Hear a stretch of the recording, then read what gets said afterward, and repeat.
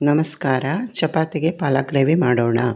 ಮೊದಲಿಗೆ ಕುಕ್ಕರಿಗೆ ತೊಳೆದ ತೊಗರಿಬೇಳೆ, ತೊಳೆದ ಪಾಲಕ್ ಸೊಪ್ಪು, ಬೇಯುವಷ್ಟು ನೀರು, 4 ಹಸಿಮೆಣಸಿನಕಾಯನ್ನು ಹಾಕಿ ಬೇಯಿಸಿಕೊಳ್ಳೋಣ. ನಂತರ ಮಿಕ್ಸಿ ಜಾರಿಗೆ ತೆಂಗಿನಕಾಯಿ ತುರಿ, ಶುಂಠಿ, ಬೆಳ್ಳುಳ್ಳಿ, ಕೊತ್ತಂಬರಿ ಸೊಪ್ಪು, ಈರುಳ್ಳಿ, ಟೊಮ್ಯಾಟೊ, ಬೇಯಿಸಿದ ಪಾಲಕ್ ಸೊಪ್ಪು ಮತ್ತು ಬೇಳೆಯನ್ನು ಹಾಕಿ ರುಬ್ಬಿಕೊಳ್ಳೋಣ. ನಂತರ ಒಂದು ಬಾಣಲೆಯನ್ನಿಟ್ಟು ಅದಕ್ಕೆ ಎಣ್ಣೆಯನ್ನು ಹಾಕಿ ಜೀರಿಗೆ, ಚಕ್ಕೆ, ಲವಂಗ, ಅರಿಶಿನ, ಈರುಳ್ಳಿ, ಕಾಳುಮೆಣಸಿನ ಪುಡಿ, ಇಂಗು ಎಲ್ಲವನ್ನು ಹಾಕಿ ಫ್ರೈ ಮಾಡಿಕೊಳ್ಳೋಣ. ನಂತರ ರುಬ್ಬಿದ ಮಸಾಲೆಯನ್ನು ಹಾಕಿ ಚೆನ್ನಾಗಿ ಫ್ರೈ ಮಾಡೋಣ.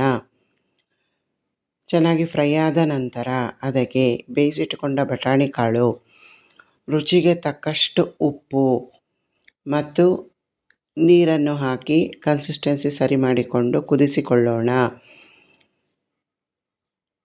ಚೆನ್ನಾಗಿ ಕುದ್ದ ನಂತರ ಪಾಲಕ್ ಗ್ರೇವಿ ಸವಿಯಲು ಸಿದ್ಧ. ಧನ್ಯವಾದಗಳು.